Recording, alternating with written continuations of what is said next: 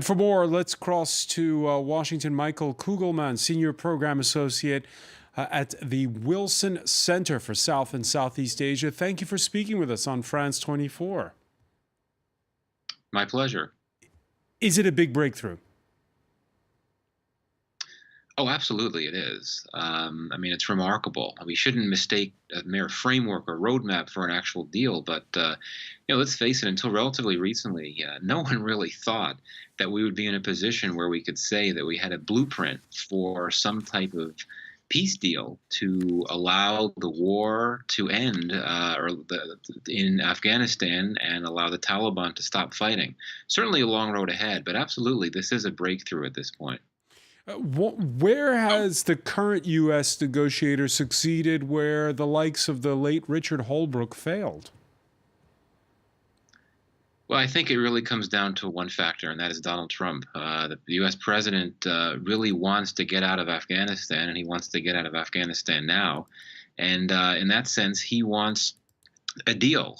He wants to have a deal as cover to allow him to withdraw. So I think he's put tremendous pressure on his negotiators to try to do whatever is possible to get a deal. Now, of course, the risk with that is that the U.S., in its haste to try to get a deal with the Taliban, could end up giving away too much or not getting enough in return, which clearly would have implications for Afghanistan and the Afghan people. But I think that President Trump has really been the driving force here in the sense that he wants to get a deal done now so that he could pull U.S. troops from Afghanistan. Zalmay Khalilzad flying from Doha to Kabul to brief Afghanistan's president. How much do you think Ashraf Ghani is in the loop or sidelined in all of this? Well, I'm sure that Ashraf Ghani is being kept apprised. He's being consulted by what's happening with these talks. But let's face it, I mean, it is quite absurd that you're having this effort to try to reach a deal with the Taliban and bring an end to the war, and yet the Afghan government has not been included yet. And I do think the Taliban will refuse to include the Afghan government in negotiations until the Taliban reaches some type of deal with the U.S. on a troop withdrawal. So it could be some time, but I do know that the U.S. negotiating team is trying to get the Taliban to commit to talk to the Afghan government before the U.S. will commit to a formal withdrawal, which is a good thing. The New York Times, which broke this story, reporting that one of the senior Taliban commanders, Mullah Abdul Ghani Baradar, making the trip there on the sidelines. Just how much are the Taliban speaking with one voice? Well, this is a key factor. I mean, the Taliban is an organization with fractures. Some factions don't want talks, some do.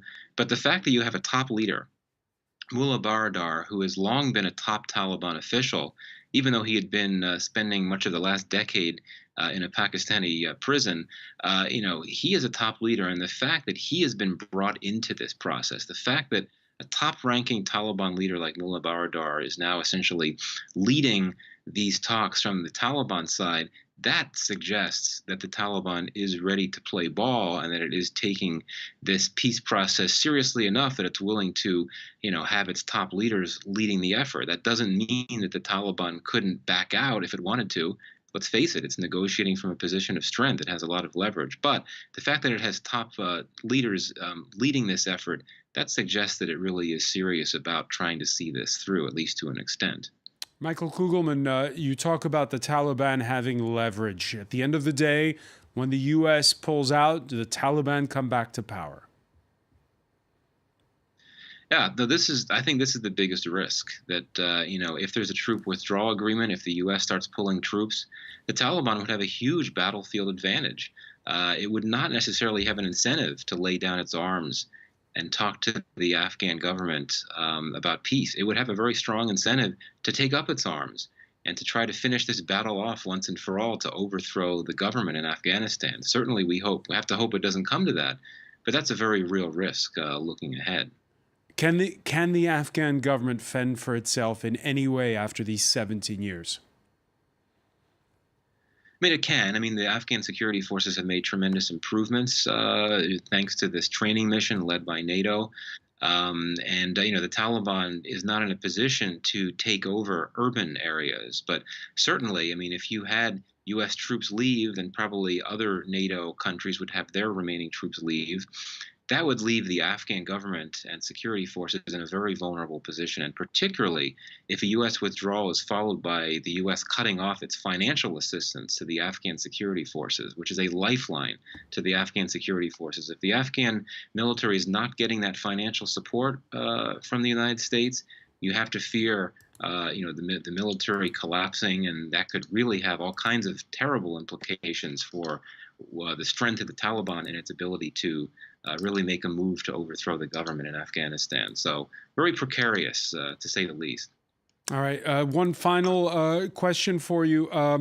We're getting statements from the Pentagon as we speak. The acting U.S. Defense Secretary says he's not been tasked with preparing a full withdrawal from Afghanistan. Your reaction?